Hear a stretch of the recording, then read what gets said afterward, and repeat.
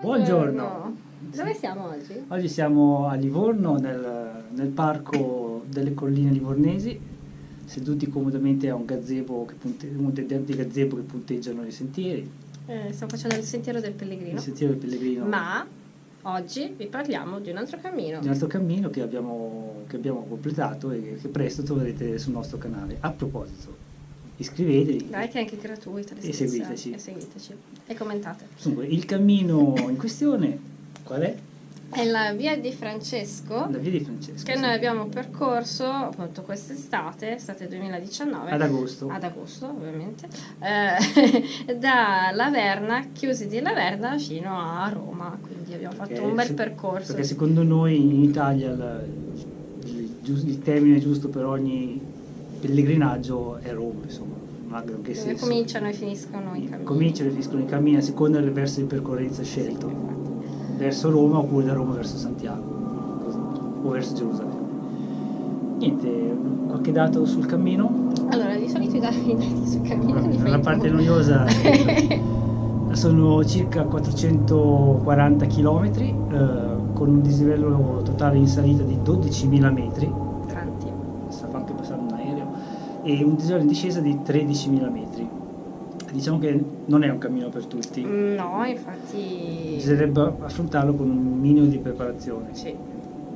con un minimo di preparazione fisica, altrimenti bisogna spezzarlo in tratti così brevi da essere gestiti anche senza grossa fatica. Noi abbiamo scelto di farlo in 17 tappe, per cui contando che le ultime 3 tappe sono quelle un po' meno Carine. sono un po' meno complicate a livello di salite e discese, per cui si parla comunque di 500 metri di salita al giorno nelle ultime 3 tappe. Immaginate nelle prime 14 Mamma mia. i dislivelli totali Ci giornalieri. ripenso. E niente, questo cammino, il percorso è prettamente su sentieri di montagna e collinari.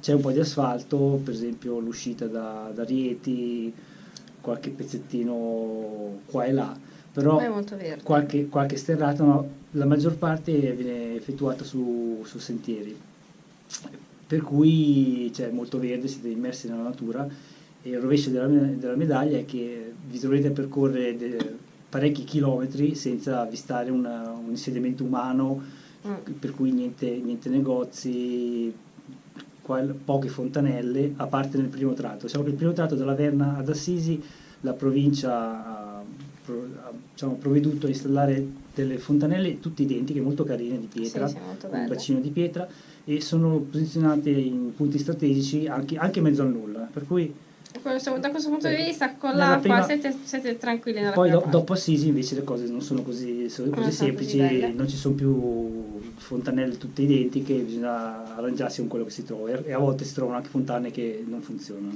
Quindi pensate Quindi, bene alle scorte una buona idriche scorta che vi idrica, servono soprattutto ogni se fa giorno. caldo, e soprattutto visto che si troverete nella natura senza attraversamento dei centri abitati, dovete pensare di essere autosufficienti almeno per quanto riguarda il pranzo. Il pranzo, quindi valutate Il cosa pranzo, per portare. qualche snack per spezzare insomma, magari a metà mattina o nel pomeriggio se state ancora camminando, perché le tappe sono lunghe, vi troverete a camminare magari fino alle 3 o alle 4 del pomeriggio. Come equipaggiamento, diciamo, oltre all'equipaggiamento normale di qualsiasi cammino, io direi di prestare attenzione a 3 punti. Allora, le scarpe. Visto che che praticamente è quasi un trekking come tipologia di percorso, la scarpa da trekking bassa può non essere sufficiente, nel senso che i sentieri sono spesso dissestati con molti sassi, soprattutto in discesa. Continuare a camminare sui sassi Non è piacevole. può dar fastidio alla pianta alla lunga, per cui o avete una scarpa da trekking leggera ma con una suola molto spessa e ben ammortizzata, oppure potreste pensare di scegliere uno scarponcino leggero, non qualcosa di rigido o ramponabile, lo scarponcino leggero da hiking, qualcosa del genere. Assolutamente no le scarpe da running, io le sconsiglio assolutamente.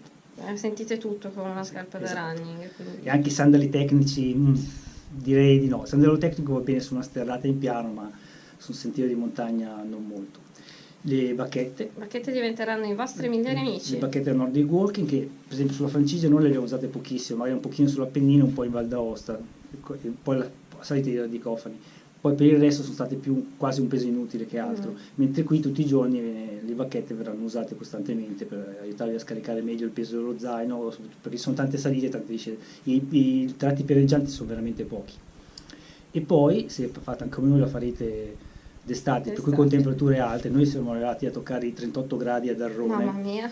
E alle 18 del pomeriggio erano ancora 36, per cui è stata proprio una giornata caldissima. Vi troverete a partire la mattina molto presto. Per esempio noi in diverse tappe alle 4:30 eravamo per strada. Ripeto, ringraziamo gli ospitalieri che ci hanno assecondato. Grazie. Che ci hanno assecondato in questi orari un po' folli, e per cui una lampada frontale possibilmente a LED molto potente aiuta molto, perché sei nel buio più totale e hai bisogno di luce per orientarti.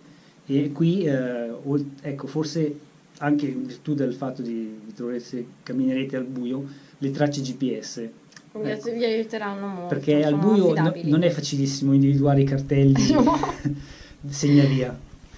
Per il resto la via è ben segnalata. Sì, la via è ben segnalata, troverete cartelli che poi diventeranno facilmente riconoscibili a voi, quindi giallo e blu con la scritta Via di Francesco oppure Via di Francigena di Francesco, e li troverete per tutto il percorso. Troverete anche segnali, diciamo, sugli alberi, insomma, pitturati, tipo il tau o eventuali altre frecce, però non vi perdete, non mi sono persa io. Quindi. Però diciamo che i tau sono abbastanza sono rari, magari sono più che altro nella prima tappa. Quando partite dalla Verna trovate i tau, e poi dopo i tau si diradano moltissimo e bisogna fare affidamento sulla segnaletica che è stata messa da un consorzio di province. No, sono stati bravi da questo. Ecco, i cartelli sono un po', diciamo che sono un po' calcinati dal sole, per cui tanti si sono scoloriti, però li riconoscerete perché è un doppio cartello, sì. Anche se è totalmente scolorito è un doppio cartello e più o meno indica la direzione. E in alcuni tratti qualcuno a pennarello ha cercato di ripristinare i cartelli. Comunque ti dà comunque la direzione. È efficiente, è efficace. Come Pellegrini?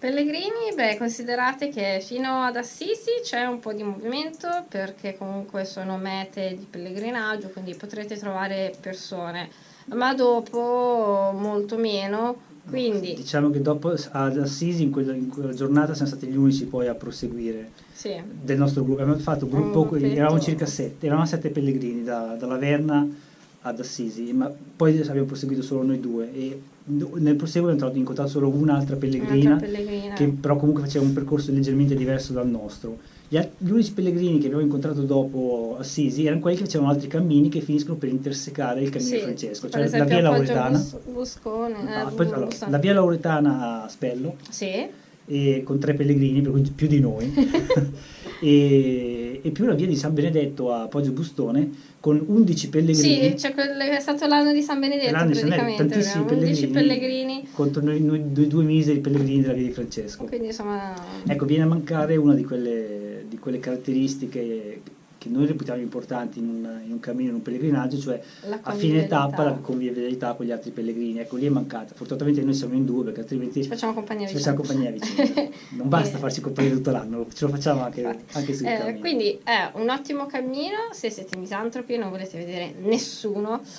Se invece amate la compagnia, qui sarà impegnativo. Portatevela da casa come faccio io. Infatti, si porta la pellegrinetta. E quindi, a proposito di convivialità la sera a fine tappa, com'è l'ospitalità?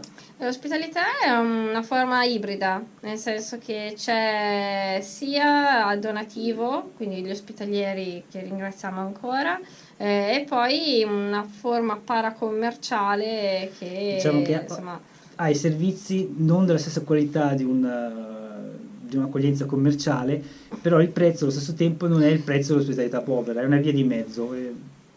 A volte siamo rimasti un po' male. Comunque abbiamo fatto un video separato dove mostreremo tutte le accoglienze in cui ci siamo fermati con relativi prezzi, perché in alcune accoglienze, nonostante fosse segnalato donativo, c'era proprio un preziario. Un preziario, a un seconda di preziario, cosa facevi. Per cui in questo video faremo vedere la sistemazione, parleremo del prezzo, magari daremo anche la nostra opinione se conviene o non conviene.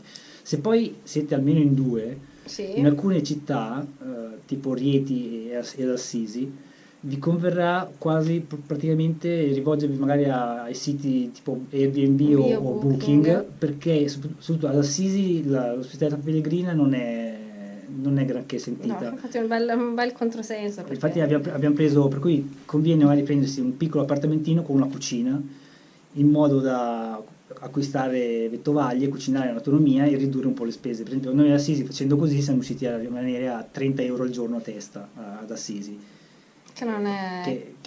Alla fine non è male, perché in altre strutture, sempre ad Assisi, religiose, chiedevano 25 euro solo per pernottamento e colazione, oppure c'era una struttura un po' con la società povera, ma chiedeva, non so perché, chiedeva almeno 2 giorni di permanenza, per cui se uno vuole visitare Assisi va bene. Noi l'avevamo già visitata in precedenza Assisi, volevamo continuare sul percorso perché non era, diciamo, non ci conveniva. Comunque sì, è mediamente più costoso della Francigena, non paragoniamo neanche a Santiago, no? Però rimaniamo in terra italiana, è mediamente un po' più costoso della Francigena, però comunque in qualche modo ce la si fa.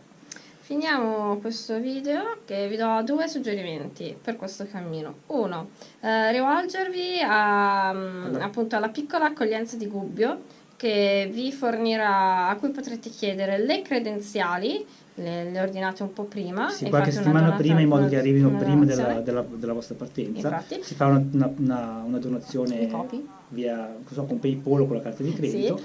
E soprattutto chiedete a loro l'elenco aggiornato delle accoglienze. Vi darà un PDF. Un file PDF che potete mettere nel tablet, nel cellulare, e ve lo porterete sempre con voi. E niente, noi la guida ce l'avevamo, ma francamente non è stata di nessuna utilità, è stato un peso superfluo. Ce l'avevamo perché ce l'hanno regalata. In realtà con le risorse che si possono trovare online si può fare il cammino benissimo senza acquistare una guida. Per esempio ci sono le tracce GPS sul sito della Via di Francesco e sono molto dettagliate e hanno anche il profilo altimetrico, per cui in ogni momento saprete quanta salita vi manca ancora in modo da poter dosare meglio le forze e non trovarvi magari ai piedi di una salita impegnativa senza forze, per cui in questo modo potete dosarle meglio. Direi che abbiamo detto tutto. Sì. Non resta altro che augurarvi buon cammino. Seguiteci in questo cammino, nel nostro cammino, se vi va. Cercheremo di pubblicare un video alla settimana. In totale dovrebbero essere 19 video, perché abbiamo fatto il video della visita di Laverna, il video di 20 col video dell'accoglienza. Buon cammino. Iscrivetevi, mi raccomando, buon cammino.